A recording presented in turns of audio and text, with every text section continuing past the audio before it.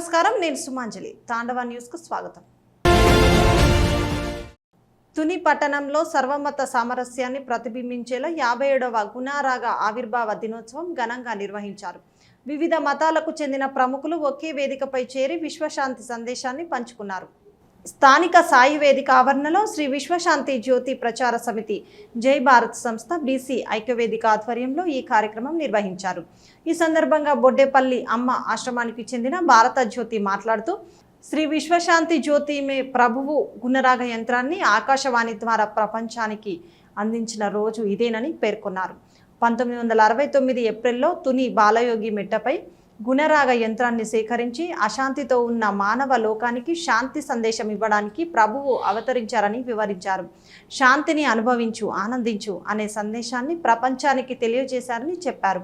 ఈ కార్యక్రమంలో మతాధిపతులు రమణమూర్తి, ముస్తాక్ అహ్మద్, అభిలాష్, విజయశంకర్ స్వామి, రజని, జాన్, మల్లిక, వల్లభ, శ్రీనాథ్ దాస్, స్వామి బాలకృష్ణ, మయానంద స్వామి, ఎంకేఎస్ అహ్మద్, గింజల రాంబాబు, సూరిశెట్టి ప్రసాద్, షేక్ యాకోబు తదితరులు పాల్గొన్నారు.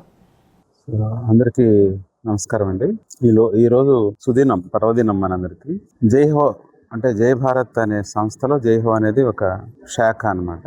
జై హో అనేది వివిధ మతాల మధ్య, అన్ని మతాల ప్రజలు, అన్ని మతాలు, భాషలు, ప్రాంతాలు, కులాలు ప్రజలందరూ కూడా ఐక్యం అవ్వాలి. ఐక్యత కోసం మతాల మధ్య ఐక్యత, జాతుల మధ్య ఐక్యత, దేశాల మధ్య ఐక్యత, కేవలం అంటే యూనిటీ అనే దాన్ని బేస్ చేసుకుని జై హో సంస్థ పనిచేస్తుంది. సో ఆ సంస్థ తరపున నేను ఇక్కడికి రావడం, ఇక్కడ ప్రసంగించడం చాలా నా మహద్భాగ్యంగా నేను భావిస్తున్నాను.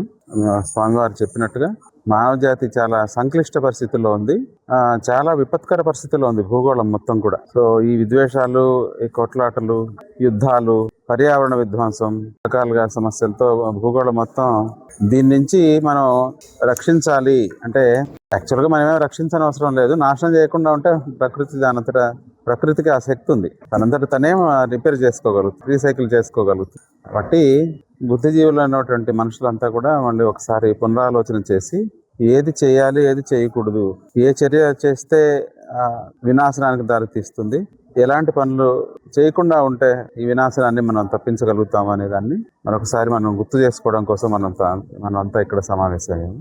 జై జ్యోతి జగజ్యోతి శ్రీ విశ్వశాంతి జ్యోతిర్మయ ప్రభు వారి పాదపద్మకు నమస్కరించి ఈరోజు శ్రీ జ్యోతిర్మయ ప్రభు వారు గుణారాగ మంత్రాన్ని ఆకాశవాణి ద్వారా ప్రపంచానికి అందించినటువంటి దినం ఈరోజు.